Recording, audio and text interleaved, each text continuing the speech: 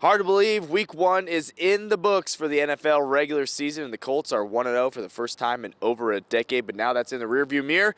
It's all looking ahead to week 2. Welcome to the Colts Complex, a beautiful fall day here on West 56th Street as the Colts are basking in the glow of being 1-0. That's exactly what they wanted to be. Got it done over an inferior Dolphins team, and now it's looking ahead to a tough AFC opponent. That would be the Denver Broncos, and make no mistake, trying to get some revenge as well when it comes to the Denver Broncos. A 31-13 defeat in Denver a year ago, lest we forget Jonathan Taylor dropping the ball at the goal line. But Shane Steichen saying here on Wednesday, last year is last year. Brand new year, brand new team, brand new mindset when it comes to the Indianapolis Colts. Got a chance to hear from head coach Shane Steichen as well as a slew of Indianapolis Colts. And we'll start with the offensive side of the ball. Obviously, a great performance from the Colts this past Sunday. Daniel Jones silencing the doubters for at least a week. He was very pleased with this offense, and kind of the theme of the day offensively from not only Shane Steichen but also Tyler Warren and Daniel Jones, who we caught up with in the Colts locker room, was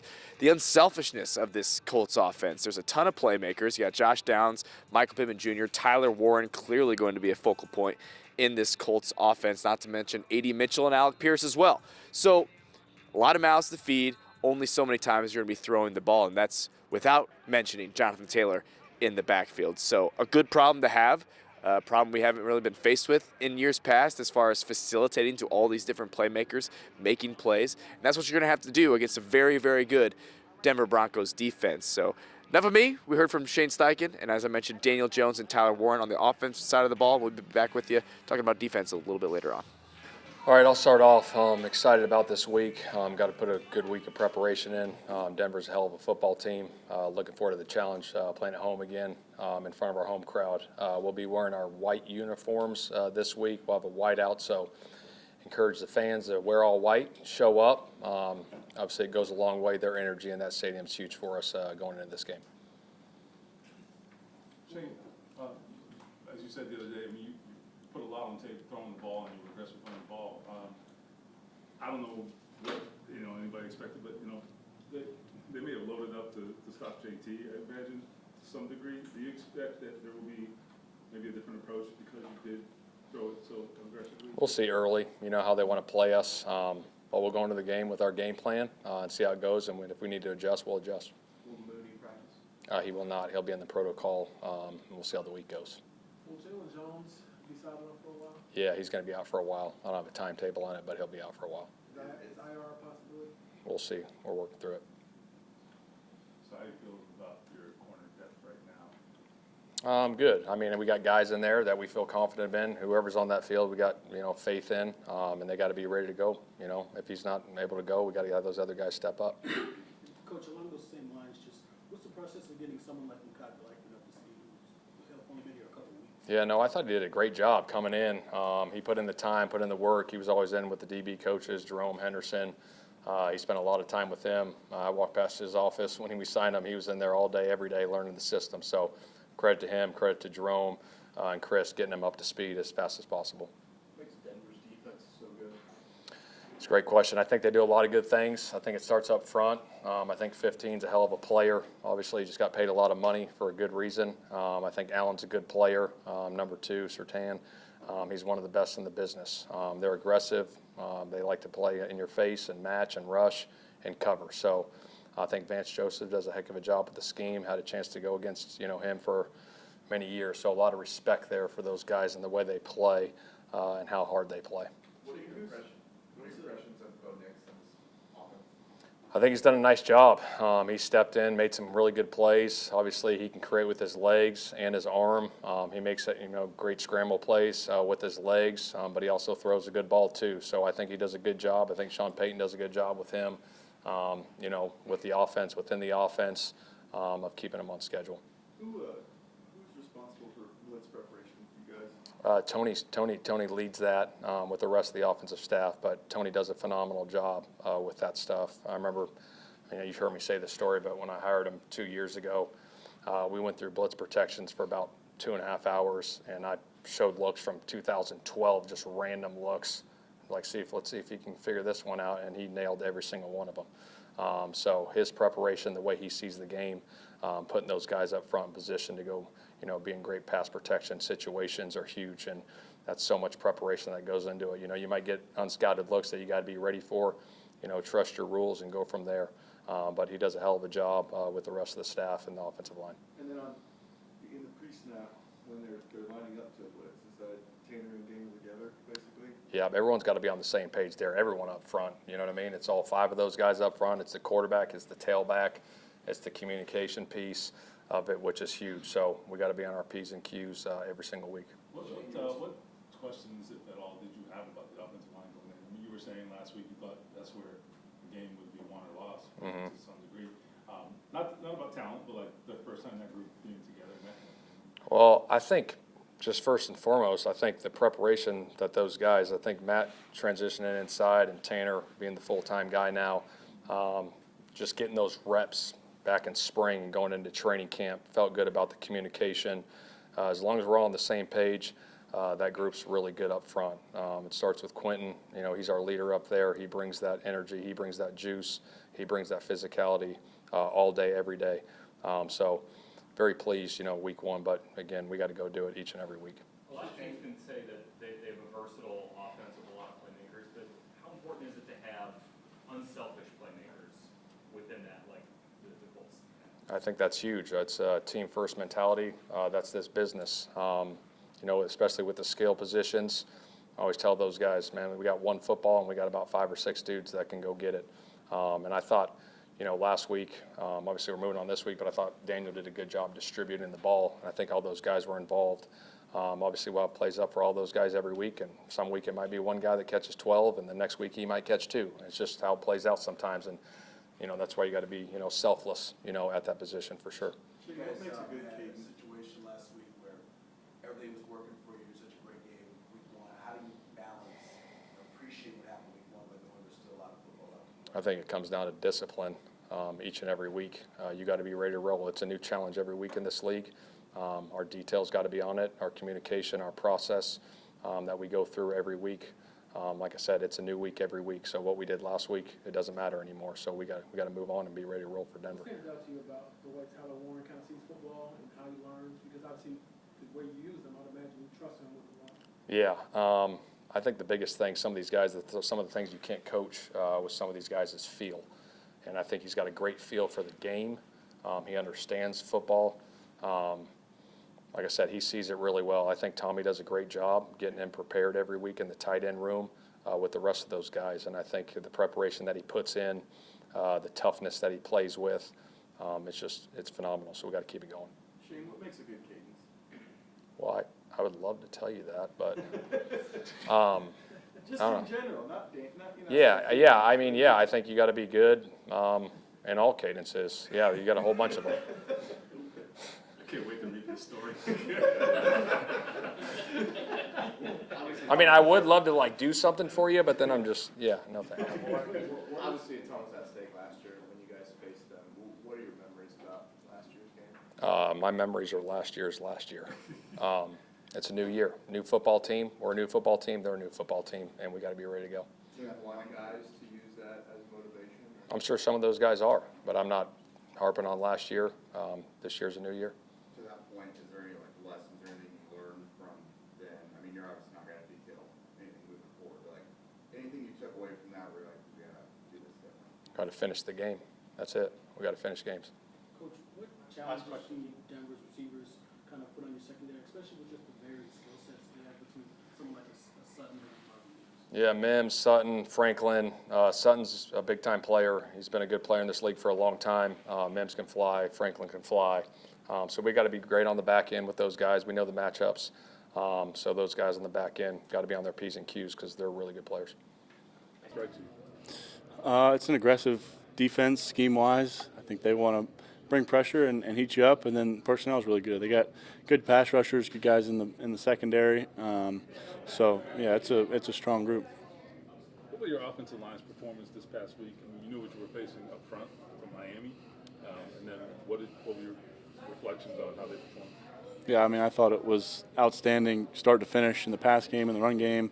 Throughout, I thought they played at an extremely high level against a good front, like you said. Good edge rushers, good guys inside, and the protection was really solid all day, and then the run game, there was gaps for our guys to run through all day too. So yeah, hats off to them. They played a great game. Daniel, Shane mentioned Tyler's feel for the game is one of the reasons why he's able to produce at that level. How have you seen that kind of manifest over time?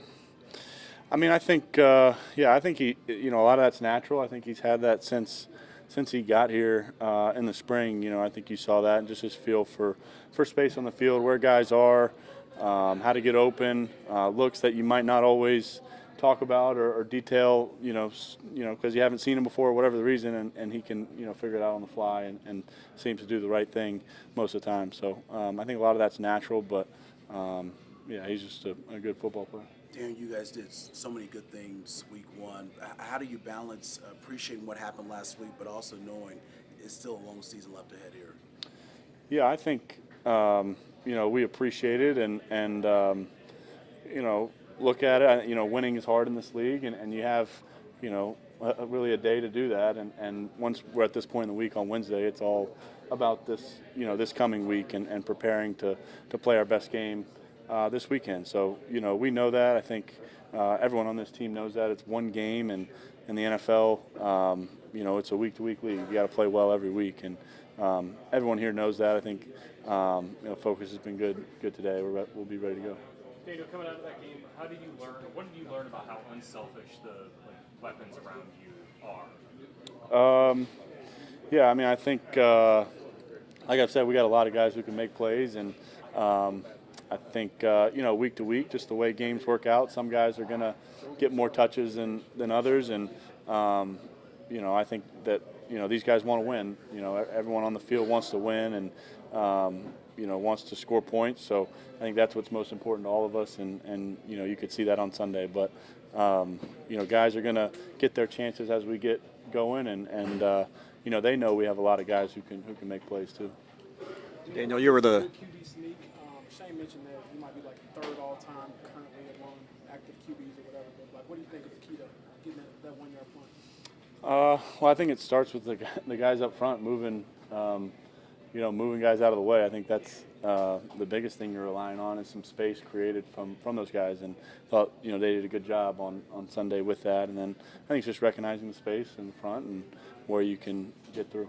Daniel, you were the first quarterback this century to lead his team to points on every single drive in a game. Were you aware of that? And if so, what does that mean, do you think?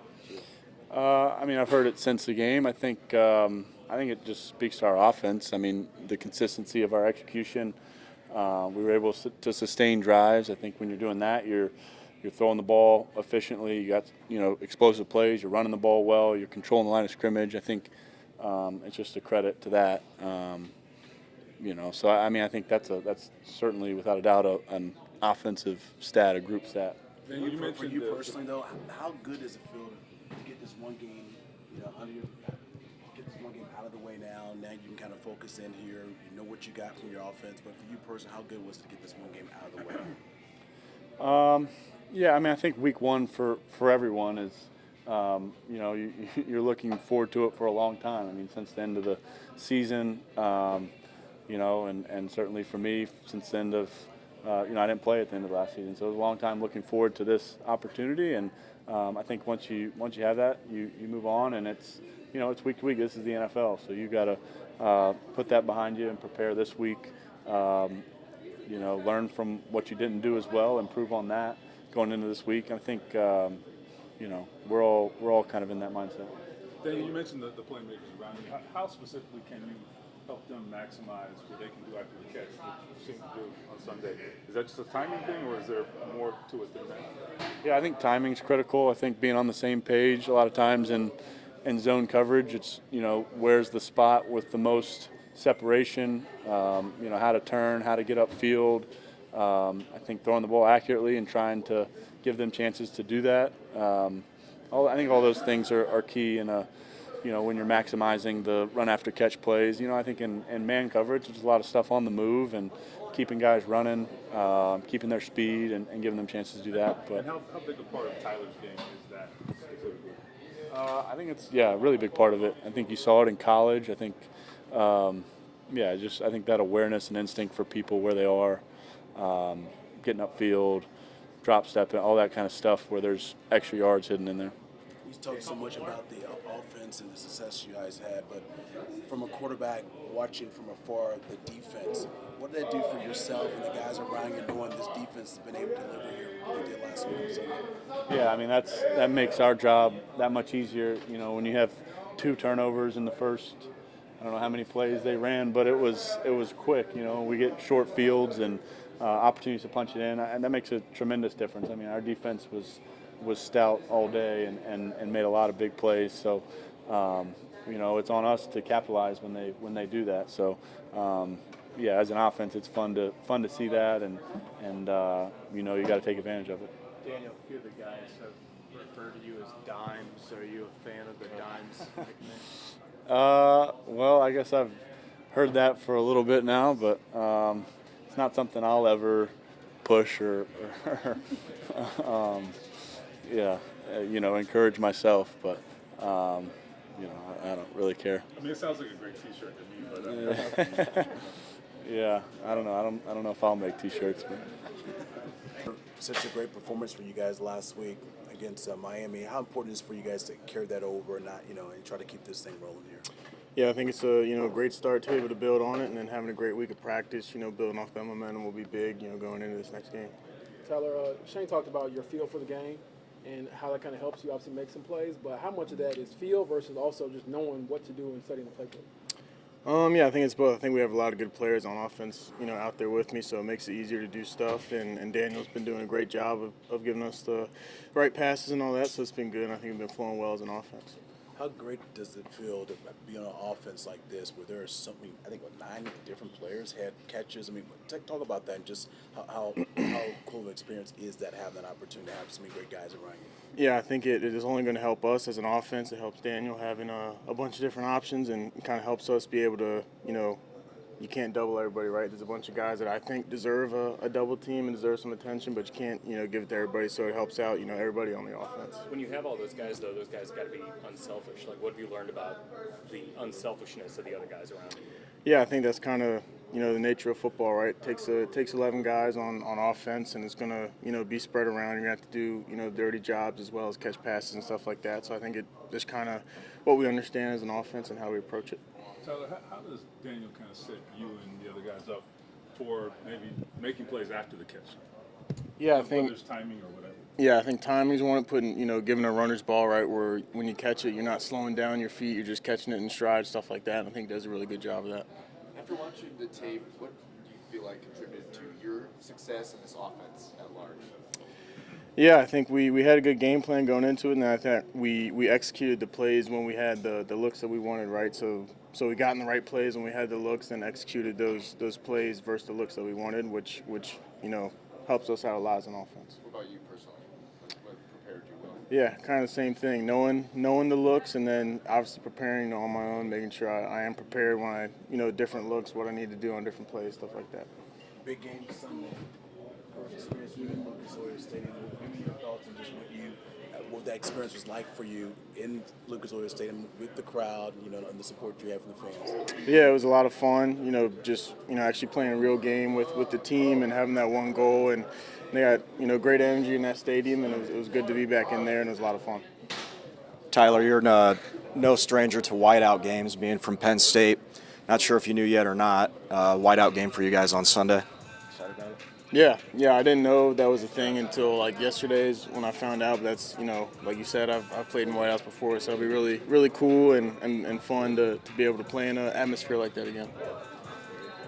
Thanks, Tyler. So obviously the Colts looking to replicate that performance on Sunday offensively, but defensively as well, forcing 3 turnovers, getting 3 sacks. First-year defensive coordinator Lou Anarumo imposing what he wants to do, and this is a new look Colts defense. They fly around, multiple different looks. It's really impressive to see. Now, you heard Shane Steichen say, as part of his press conference here on Wednesday, Jalen Jones going to be out for a while, so that hurts your cornerback depth. Charvarius Ward in the protocol as far as concussion goes, hurts your cornerback depth. So hopefully he can make it here for week 2, although it wouldn't be all that surprising if he were to miss week 2 here. He entered the protocol Monday after the game, was exhibiting symptoms leading him to go into the protocol. That was per Shane Steichen on Monday. So we'll, of course, monitor that cornerback depth. But outside of that, looking to replicate that performance on the defensive side of the ball. It was a very, very good start, confidence-building start for a defense who was so lackluster a year ago under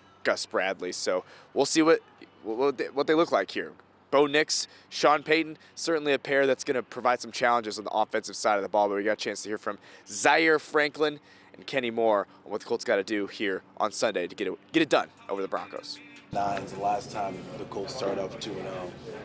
That being said, just give me your level of sense of urgency trying to put some wins together here to start the season. Oh, it's extremely high. Been in this league long enough to understand that nobody really remembers what happened in week 1.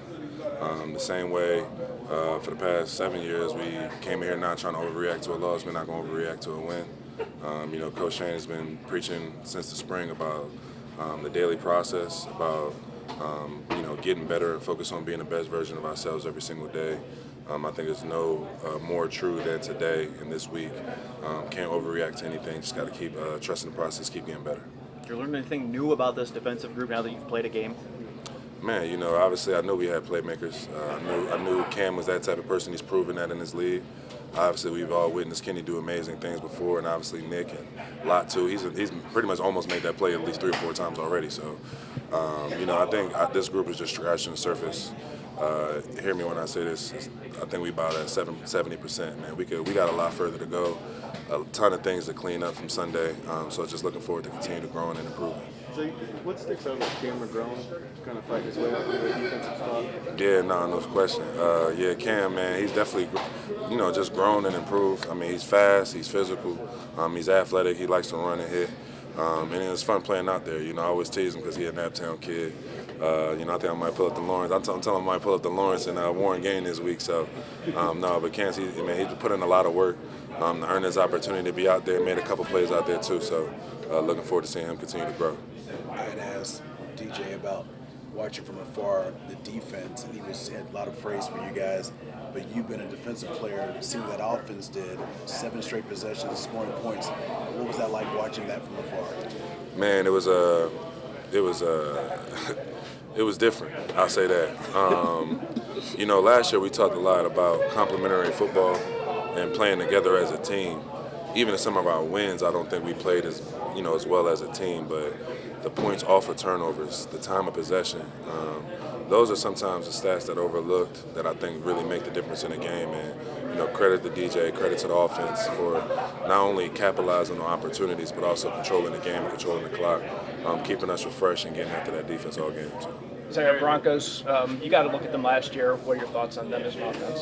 Obviously, it's a talented team. Bo Nix is extremely capable as a quarterback. I got a lot of respect for Sean Payton as a head coach and as a play caller. And Cortland Sutton has been a good player in this league for a long time. So we definitely got our hands full, but I'm looking forward to the challenge. So you're talking about playing complementary football. Like the starters on defense only played 38 snaps before he got out of there. Right. That's such a low number. I mean, is that just a sign, though, of that complementary football come to fruition? Yeah, no question. I mean, we had some games last year. I had 38 snaps in the first half. So that was just, like I said, that's just a credit to the growth on defense and on offense. Us getting off the field with turnovers and third down, and offense, winning on third down and taking care of the ball. So. How hard it is to win in this league. Chance to get 2 in a row here. Give me your thoughts on your approach as you get ready for this tough matchup against Denver on Sunday. It's a home game. You want to win all the, you want to have that advantage at home. It's a great week to play the Broncos. How much does how you look like you're doing the all whites this weekend? Like we've heard the expression. We're wearing all white before. jerseys this year? Yeah. Okay. Like how much does look good, feel good, do good? Is that something that you kind of aspire to? Like that you need to look good. Yeah, that's first thing first. I got to look good because that's how I feel good about what I play. So I didn't know that, but it's good to know now.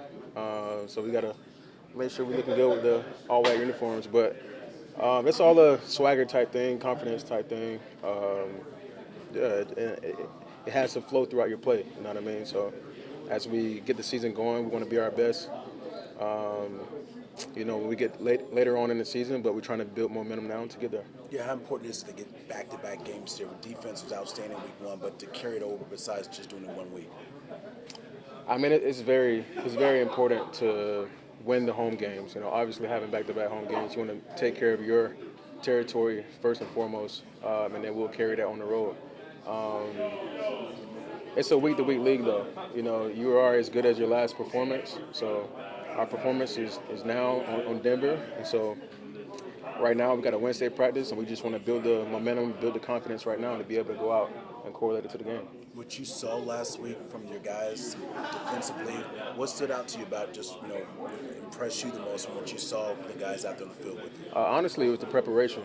I'm a big practice guy, so I think you can feel the energy, you can feel the momentum going into the game, and you just want to have that undeniable feeling whenever you walk out there in Lucas Oil. So I think that's where all the confidence, that's where the strength starts at in practice. So the way we attack practice, the way we approach the game here throughout the week, that's how we're able to win on Sunday. Kenny, with Mooney and concussion protocol, Jalen out for a little while, how do you encourage everyone else in the quarterback room?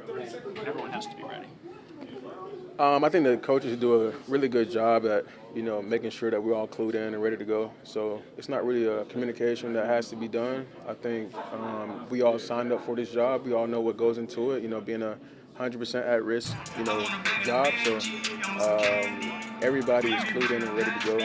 There's no hiccups. It can't be anybody flinching. Thank you. All right, Sunday, 4 o'clock. Yes, that's correct, 4 o'clock at Lucas Oil Stadium. Not on the West Coast, here in the Midwest, 4 o'clock. Don't be fooled. That's a new one. Usually it's just 1 o'clock.